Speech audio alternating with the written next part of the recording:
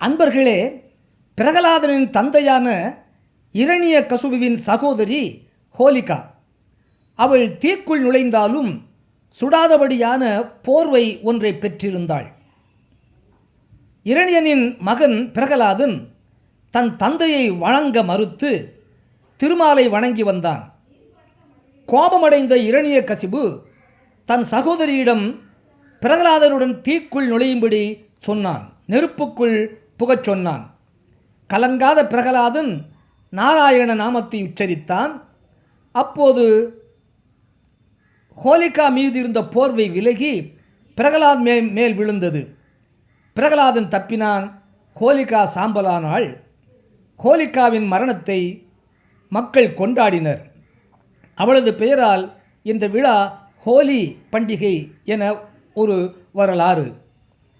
பிரகலாதனின் தந்தையான இரணியகசிபுவின் சகோதரி ஹோலிகா என்பவள். அவள் தீக்குள் நுழைந்தாலும்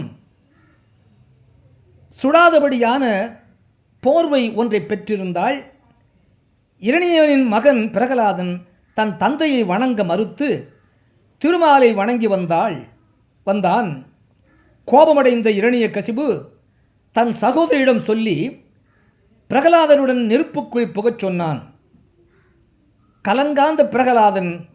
கலக்கமடையாத பிரகலாதன் நாராயண நாமத்தை உச்சரித்தான். அப்போது போர்வை விலகி பிரகலாதன் மேல் விழுந்தது. பிரகலாதன் தப்பினான். ஹோலிகா சாம்பலானாள். ஹோலிகாவின் மரணத்தை மக்கள் கொண்டாடினர். அவளது பெயரால் இந்த விழா ஹோலி பண்டிகை என்று சொல்லப்படுகிறது என்பது ஒரு வரலாறு.